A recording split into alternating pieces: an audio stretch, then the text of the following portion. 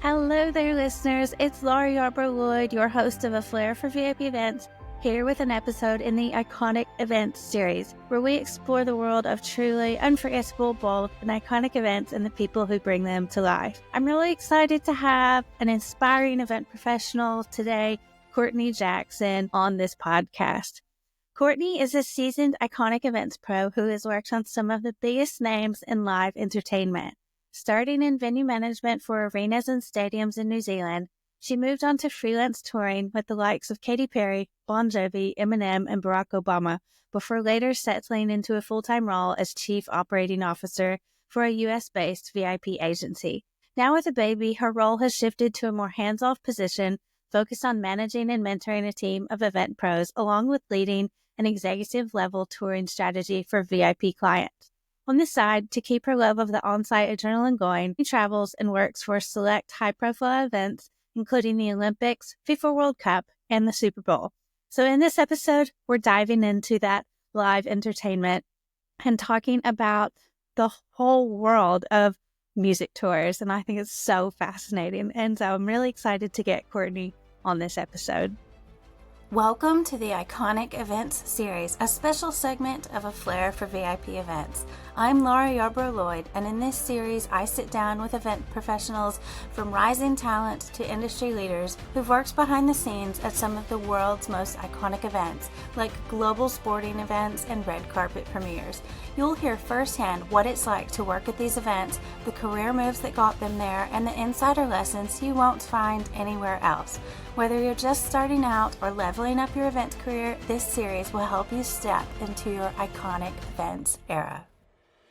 Welcome, Courtney. Really happy to have you here on this series about iconic events. And I would love if you could give an introduction and a little bit about your background.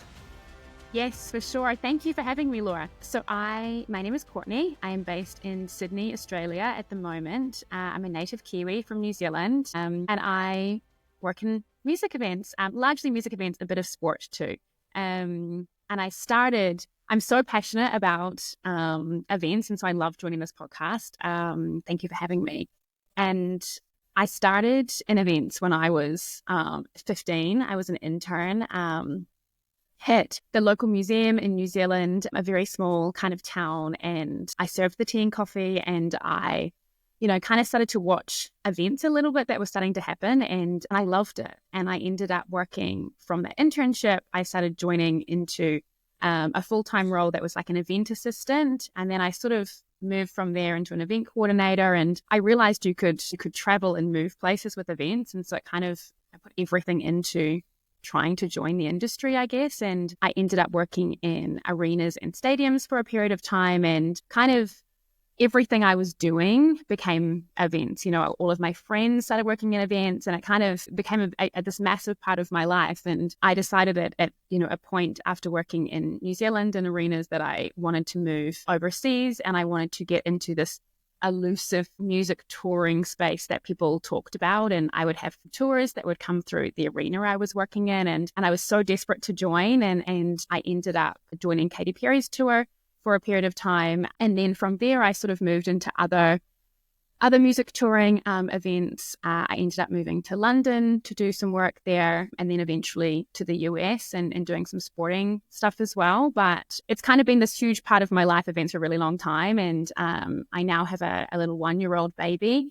And I'm going through that fun, I hate saying the word like work-life balance, but that fun transition of what it means to work in events and have a family as well. Yeah, it's music and events is kind of a huge part of my life. And that's me.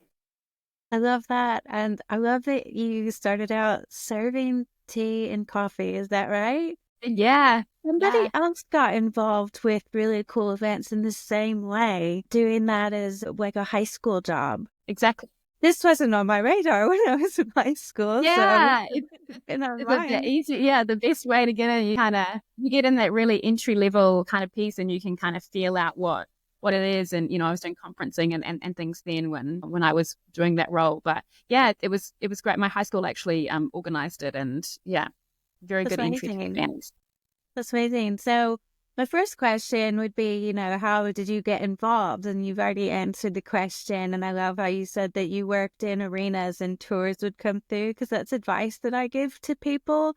That if you work in an arena or a stadium, that actually you see what comes through and you meet people and it's like, I'm going to go join them now. That's a really interesting angle to approach it from. So if you could talk about one type of event today, you've done so many. I read in your intro how many big names you've worked with. What would you like to talk about today? Is it the music touring?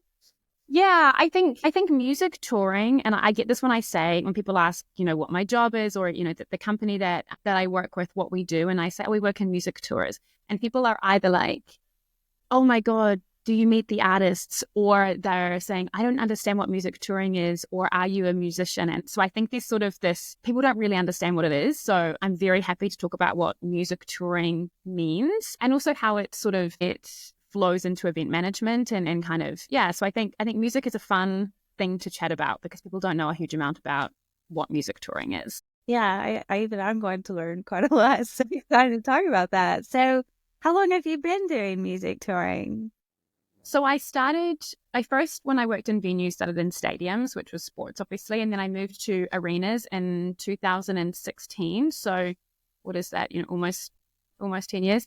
Not quite. And so I worked in arenas, and obviously music tours would come through. So, an artist would come in, Katy Perry or Bon Jovi or, whoever it might be. And they had this whole team of people with them. They come in with a crew of, 50 to 120 people, and they would come in for a day, and they would put on the event. They would load in, they'd do a show, and then they'd be gone by 3:00 in the morning. And I started to sort of watch what they were doing and who people were and sort of what their jobs were on these events. And I really wanted to get out of New Zealand at the time and sort of experience some bigger events. And so I sort of set my target as, touring and joining one of these events is my way out of New Zealand, and I can move to different events. And so my role at the arena was essentially the VIP conduit or the VIP coordinator. And so a music tour would come in and they would have,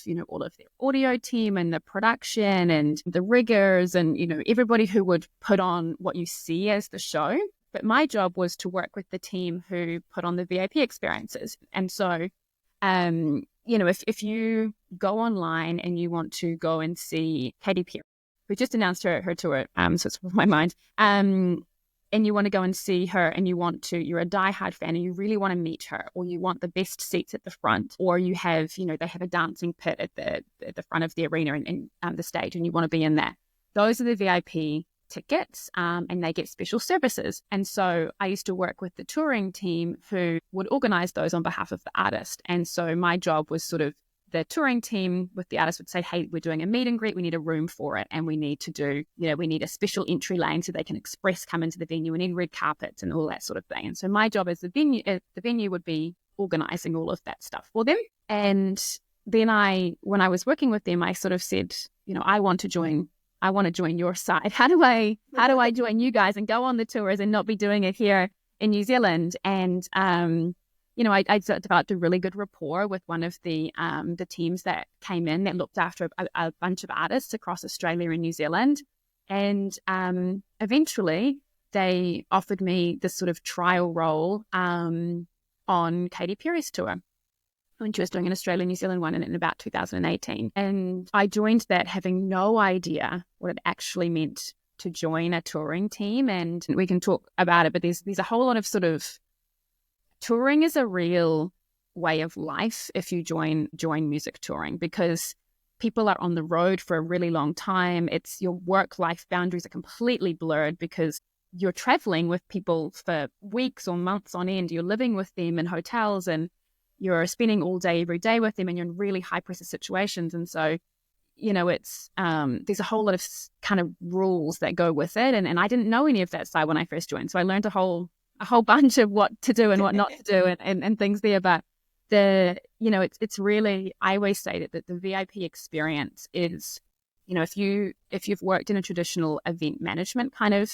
part of the industry, then And managing VIP experiences is really that sort of the next step in that. And, it's we organize party spaces for, 500, 1,000 VIP guests, and you do the food and beverage and, security, all the things that you would normally do when you're organizing an event. And so I joined Katy Perry's tour. I did that for a period of time. And my boss at the time, who I now work with in this other company that we set up in the US, he said, okay, cool, quit your job at the arena and come do this with me full time. He said, I can't promise you endless work. You'll be a freelancer.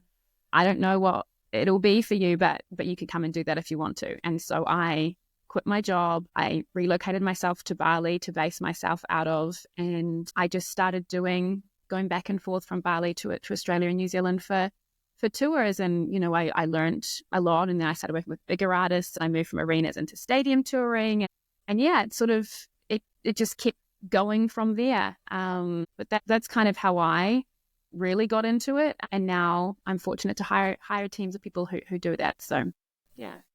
So cool. You've done all different sides of it. So what's your role now? You are the COO of a company that arranges those on behalf of artists. Is that right? Yeah, exactly. So the boss that I mentioned that took the risk on me for Katy Perry, he had been working with Bon Jovi management for a very long time himself, and he ran VIP experiences, all around the world. And he said, we basically did it all in Australia and New Zealand, and then we saw that there was a gap in the market for doing it extremely well. There are a lot of players in the VIP space, but I really, pride myself and our team do on delivering exceptional VIP services and going really, really over and above for artists. And we're known for that now. And so we decided to first start trying to target clients in Europe and the UK. So I moved to London and I helped set up our team and our processes and things for that.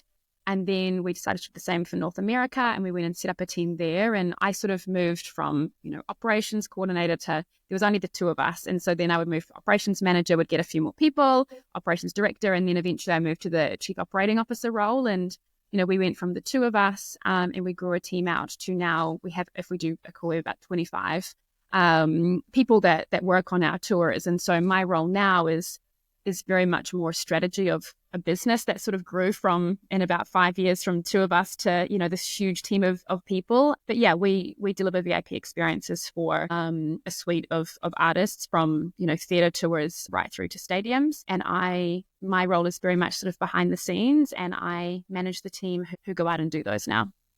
It's amazing. So on a day-to-day, what would it look like? We can talk about it from various levels. When you first started and you were the one delivering the VIP experiences to now, what would a typical day look like, and who do you interact with if you're the one delivering the VIP experience? Yeah. I mean, I think my job now is a little bit boring. So let's talk about it from the touring side when you're doing it. But we would start. So when you join the tour, there's, a whole group of you. Normally there's about 100 people. And so you're traveling together. And, if you're in Australia or New Zealand, you're traveling on planes because of the distance. And if you're in the US or the UK, you're traveling on tour buses. So it's quite a different experience, but your days are very much the same. So you either get out of an airport or you wake up on a bus sitting outside the venue in the car park. And most of my days start about 6 a.m, and we go and we meet the production team. So you go back to where all of the trucks are and you travel with your own road cases. So the way that a production on a tour works is you have, let's say, 15 or 20 trucks, and all of the trucks, there's an audio truck, there's a riggers truck, there's a camera truck, whatever it might be. And then VIP have got cases within that. And so we would go and find our road cases, talk to the production manager, we'd push our cases off the truck. It's lots of physical, very unglamorous work. And we'd push our road cases off the truck. We'd be wearing our high vis. We roll those into the venue, and then we go and meet with the venue team at, kind of 8:30 in the morning to do a walkthrough. And we go and we find, where our function spaces are. We talk through food and beverage. We talk through, entry points for guests coming through. We're finding all of our merchandise that's been delivered to the venue. And then we're doing, a general day of setups. We set up all the things. We do lots of theming when we're doing artists. We find where a meet and greet space would be. And normally I would go and find someone from the management team to come and look at the VIP space that we're going to use for the meet and greet, make sure that the walk is comfortable from the artist dressing room. I normally do that walk back and forth about 5 times to make sure the artist can get there without being seen and all of that sort of thing. And then we have a whole suite of local staff or agency staff that will arrive to support us. And, then you get to sort of about 4 o'clock in the afternoon, and you move into like an event management mode, and you have all of the guests arriving. At a small experience, you'd see kind of 100 or 200 VIPs, and then a large one we'd have, our biggest one at the moment, Metallica. We have 3,500 VIPs. Quite often that will come through on a day, and so it's really my job just becomes putting out fires and helping guests, and we normally travel with a team of generally 2 to 7 reps, depending on the size of the tour. So tour reps, so people like me who would be doing a lot of the doing on the ground. And it's like a little mini event. So you're checking people in, you're checking names off, you're checking their tickets, you're getting them to, a pre-show function if that's where they're going, or you're getting them to a meet and greet if that's where they're going, or you're getting them just down to the floor and taking them their merchandise items, depending on, what stage they're at and what package they purchased. And then you put out fires for a few hours until the show starts. You run around and do 40,000 steps around in a stadium, round and round and round. And then, it gets to kind of 10 o'clock and we go and we strip it all down. So you go pack it all back up again. It takes about an hour to pack up what took us 6 hours to set up. And then we go and roll it all back into a truck, go to bed, and then get on a bus and, wake up the next morning and do it all again in another city. And that's really what touring is: putting things up, stripping it down, putting it up, stripping it down for weeks or months on end. It's amazing. I did the same in some of my jobs, but for sports, and it's the exact same as you described it, but we usually stay put for a few days in the arena. Yes, that is the downside of the music stuff, is you normally only get one, maybe a couple of days in one place, and then you're on to the next. And I always tell people that, the VIP experience, it's an event within an event, Exactly. which is, I really like that. And I also tell people that, VIPs can range from, and it might be the same on touring, but in sports, it'll be people that are invited for the experience, potential sponsors, some celebrities, but also a lot of people who purchase these really special experience. And I've personally seen these experiences sell for 50,000 each. Yeah.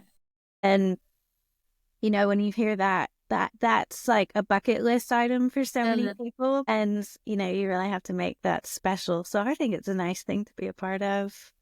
Yeah, exactly. And and I think most of, a large part of it, as you said, is for ours, is people who have paid and have purchased it on Ticketmaster or whatever the ticketing site is. And then you have ones that are like artist friends and family that you have been put in there. And then you have, celebrities who the artist is friends with, or whatever it might be that they want to put in.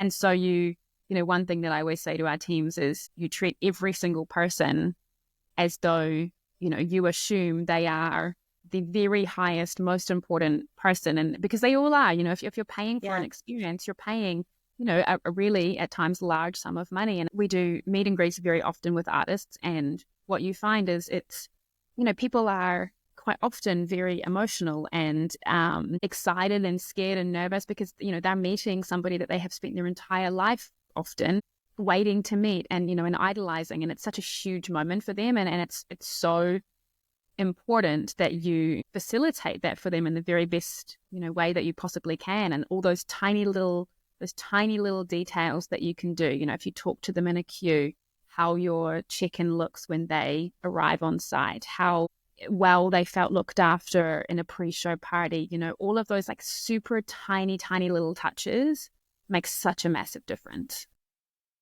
Yeah, I love this. And I love how it's so similar to sports VIP hospitality. There's all kinds of, culture experiences where people can purchase this, but I've never personally done it on a tour like you're talking about. And it truly is like what you imagine if you're on buses. I guess if you're in America or in Europe. But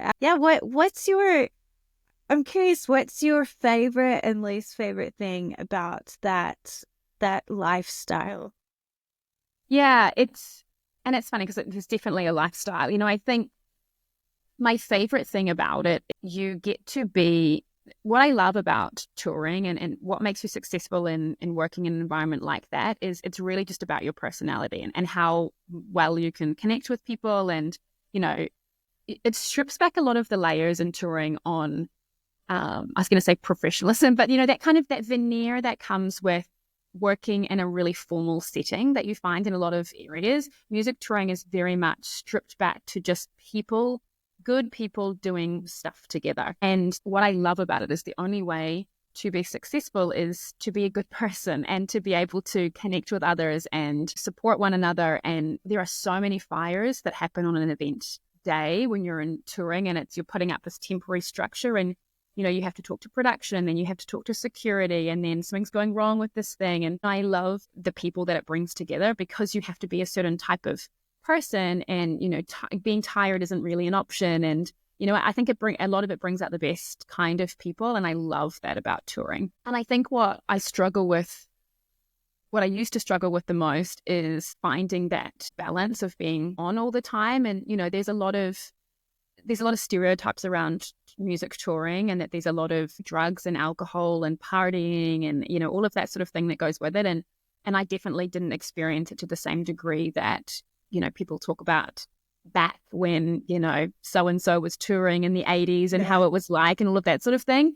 I didn't experience it on most of my a couple of tours, but most of my tours to that level. And but what is really difficult is you're on a bus and you get very limited hotel nights, and when you're in a hotel, you're staying in a hotel, and you go home very infrequently. And I think what I really struggled with is finding that balance between having some sort of balance, because it didn't really exist, and kind of really learning to be able to take time for yourself. And I've gotten I got a lot better over the years, but at the same breath of what I love about it is also it's tough to take that time away for yourself and really try and not burn out when you're working for 3 months on one tour. And it's a lot of really late nights. We often didn't finish till 2:00 in the morning, and it's a lot of really early mornings a few hours later, and the balance of it is tough. And I think one thing that our company spend a lot of time doing, and we're a very, very heavy female team, is we spend a lot of time trying to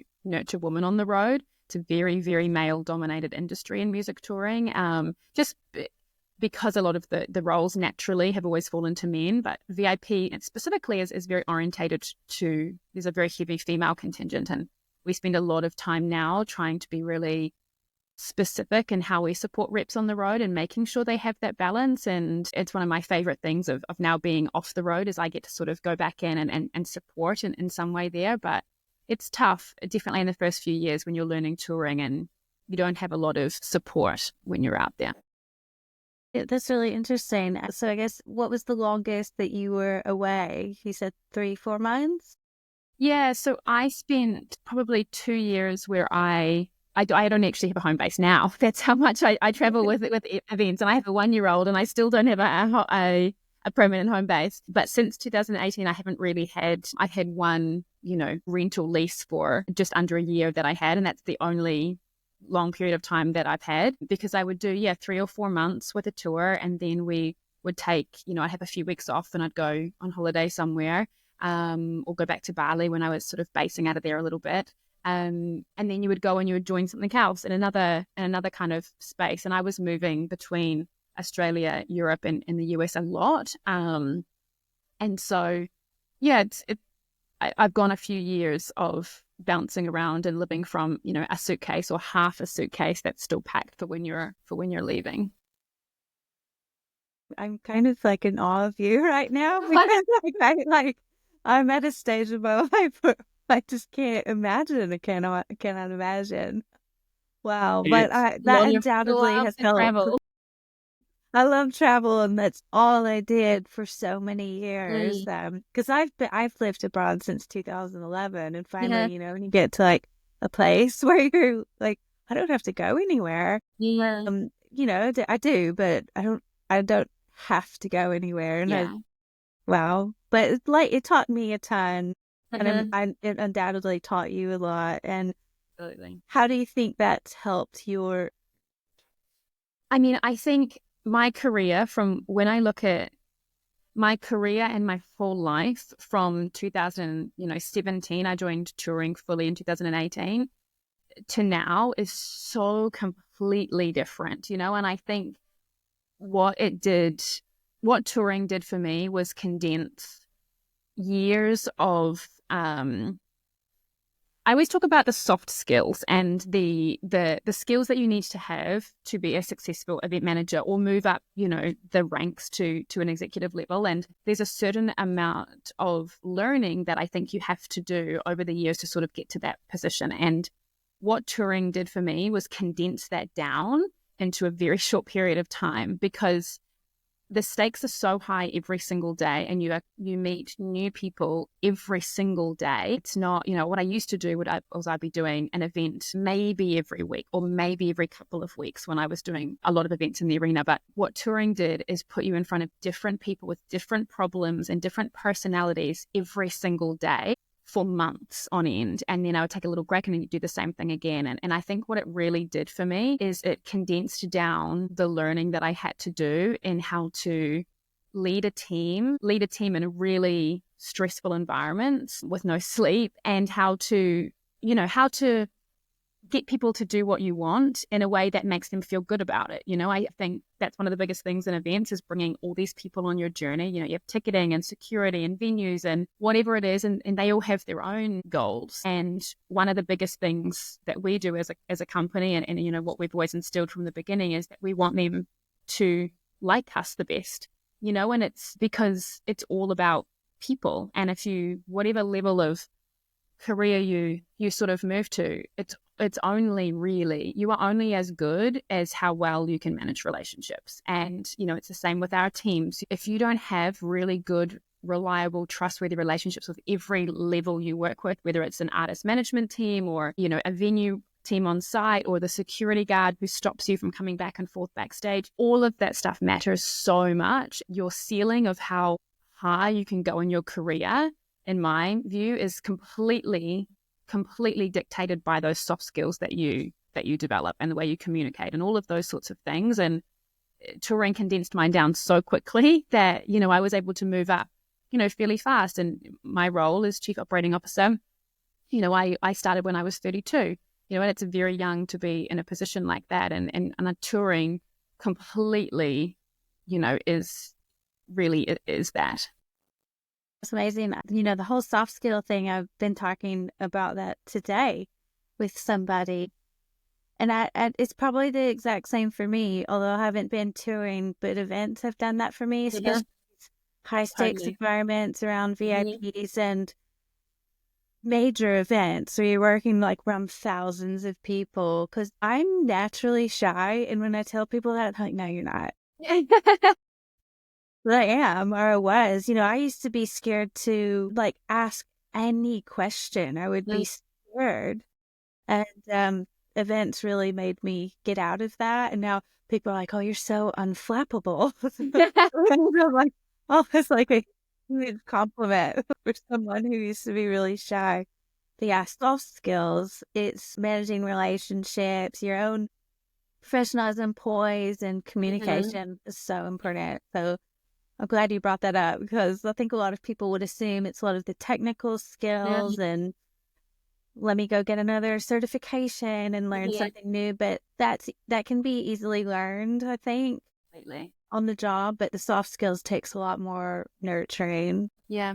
So I can see how touring would condense it and force you to become really... So if someone wanted to get involved, let's say they could work, I guess, full-time for a company like yours. What if they were a freelancer? How would they get involved in music touring? Yeah. So most of our full-time team are people who freelanced with us first. Almost all of them, actually. It's a prerequisite of working in our team that you've had some experience in live events and touring to a degree, because I don't think that you can be as good as you can be if you haven't experienced what the teams are actually having on the road.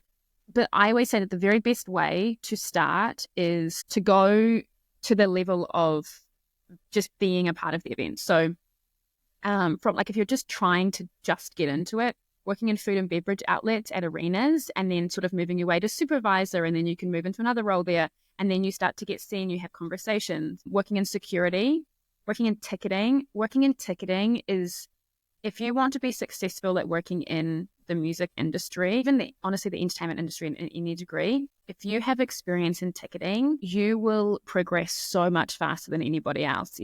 I've seen it so many times, and start in a box office, and then you move to the box office supervisor, and then you move to the box office manager, and then suddenly you're talking to the touring team, and tours need ticketing managers all the time, and road reps who are doing that. And that's an avenue in, security. Tours need tour security. They take a team on the road. If can security at a venue, you have an in for that at a festival, whatever it might be. From our side, we specifically in touring, local staff, we call them, or, essentially brand ambassadors, depending on what market you're in. The staff who, we hire teams all the time. My colleague who I worked with on almost every single tour, she started this way where, a tour is coming through the city. They put them on Facebook pages all the time. We need local assistants to come and work the show. You get paid minimum wage, and you come and you check guests in, and you give them their merchandise and their lanyard, and you escort them to wherever they need to go. And that's local assistant level. We have hired time and time again people who were local assistants for us over and over again. They then move to like a production assistant role with us on site, and they say, hey, I want to get into music touring. Is there anything I can do? And when we have big tours, we put people who are green or, brand new into a touring team, and they get mentored by other people. And then they start to move, and you can jump around endlessly in touring. But because there is, as everybody knows, artists out all the time. And, I can tell when I used to work on site, within about 5 minutes, if you're a good local assistant and somebody that we're going to give a good responsibility level to on that event, and whether you're someone that, we would potentially consider if they asked us to want to get into more. It's a really good way. A lot of people that we know who work as VIP touring reps have come from local assistant level. Then they've done a little bit more, had more responsibility. Then they've joined a touring team in a junior role, and now they run and advance and manage their own VIP clients. And so there are so many ways to start. And I think really it's just, you need to be willing to start from the entry level. I did that. I was local assistants, way back when I was doing it. It's much, much harder to come in at sort of, do the degree and then come in at that sort of level. What I would suggest if people did that is, if you have a degree in events and you want to get into it, or you've got some experience and you are an event coordinator on weddings or conferences and you want to get into touring, is you should still go and be the local assistant. So you actually start to sort of understand it. There's different lingo, all of that sort of thing that goes with that is really just get yourself in front of touring teams on site and do really well, be a great person and go over and above, and, things will eventually, opportunities will arise. I love that advice. That's really great. I've actually seen those, I think it's your company as well, when I think Metallica, for sure, when Metallica has come through the UK, I've seen those local assistant advertisements on LinkedIn. Absolutely, yeah, LinkedIn, Facebook, we put them everywhere. Instagram, I think sometimes we put them everywhere because, people think that it's all filled up and everyone wants to work on the great events, but we're always looking for people. Sometimes we're scrambling for people, there's some really great opportunities around. Amazing. Are you allowed to say which tour has been your favorite? Yeah, what tour was my favorite? My favorite tour from like a personal perspective, we did Eminem, which I was like my ride or die, artist when I was younger. And we did that tour, but it was a bit hectic, as you can imagine an Eminem tour might be. But we did Barack Obama, his speaking tour, and I loved that. And I think part of it is, and it's not specifically music, but live entertainment. There's so much stuff that you think comes with working with, an ex-president. And it's, a lot of it is all true. You have the Secret Service, you do all the meetings, you've got all that stuff. And it was just this like little insight into what happens. And, 90% of it is the exact same thing as a music tour or a sports tour, to a degree. But it's just that little like 10%, which is different, that I loved. Speaking tours, I never actually thought of that when we were talking about touring. That's actually another really good topic. Wow. Oh, love it. I'll have to, think about that for a future episode. Maybe you should come back. Yeah, we did a quiz and Obama's speaking tours and lots of fun. Yeah, that's like a whole topic, isn't it? I love And that. then, So, okay, you're going to the Super Bowl next. What are you doing at the Super Bowl? Is it the same kind of VIP experience work? my role in the Super Bowl is a little bit different. So I run the ticketing department for one of the Super Bowl clients, the same client that I run the ticketing department for on the Olympics and the FIFA World Cups. And so it's a different, ticketing is what I used to do a lot of ticketing, and it's a role that was a freelance position, and it's one of the only ones I still retain that I do myself because I love the relationships that I have there. And so really what I'm doing is the sponsor runs a whole hospitality program, and my role is on this one. It's quite lovely. I say but I just do the ticketing component. Yeah, it's Super Bowl is a relatively small one for us. I did the Olympics this past summer, and that was a really big one. And FIFA 2026 will be bigger again. It's in the US, but it's actually my first Super Bowl, which I'm very excited about. Will be nice to be in New Orleans and experience it. It's been a while since I feel like I've kind of experienced a new sport or a new kind of way of doing things. And, Super Bowl, as we know, is, some of the most expensive tickets in the world. And it's been a fun process getting to learn, new systems and things. And I still love getting to do that element and put in new processes and things. So it's been good. And I'm on site next week. So good luck. And ticketing's thank hard. you. I've done some ticketing. Ticketing is that's a whole thing, So I think it's the whole thing. Yes, it's the whole thing. yeah. So I like your advice about working in a box office because I can certainly see why that would come in handy. All right. So where can we find you now? I'll put all of your information, in the show notes. I know that you do give advice on some of your platforms about how to advance in the event industry. So where can we find you? Yes. So I am on Instagram is the best place. I am Courtney Jackson, and I've actually just started it's been on my heart for a really long time to try and give back a lot more, knowledge or general insights and things into the industry. And I have just started there. So come and join me, and I will give you any information you might be interested in. And, I'm always very happy. I run a lot of one-on-one mentoring sessions with people. And so, yeah, I am Courtney Jackson. Instagram is the best. Or search me on LinkedIn, Courtney Jackson, and I and go into my DMs. And I'm always very happy to chat with people who are interested in joining the industry. It's one of my little passion projects. Amazing. Well, I'm so glad that you got to come on here, and the time difference. If you're listening, Courtney's in Australia and I'm in the UK, so it's her morning and my night.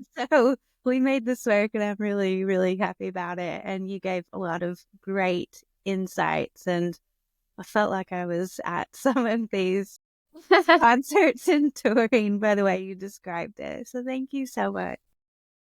Thank you for having me. All right. Thank you. And we will sign off on this episode of the Iconic Events Series. That's a wrap on this episode in the Iconic Event Series. And a huge thank you to Courtney for joining and talking about music touring. And especially thanks because she's in Australia while I'm in the UK. So the time difference is pretty big. If you loved today's episode, please leave a review, like, follow, and share this episode with other event pros who dream of working at iconic events. And don't forget to connect with Courtney. All of her details are in the episode notes. Stay tuned because I have more guests lined up to talk about the world of iconic events. And don't forget to follow me and connect with me. I'm Laura Lloyd Events and A Flair for VIP Events on Instagram. And on LinkedIn, I'm the only Laura Yarbrough Lloyd. I'll see you next time when you undoubtedly will have a little bit more flair for VIP events when you're going to enter your iconic events era. Thanks for listening, everyone. Cheers. Bye.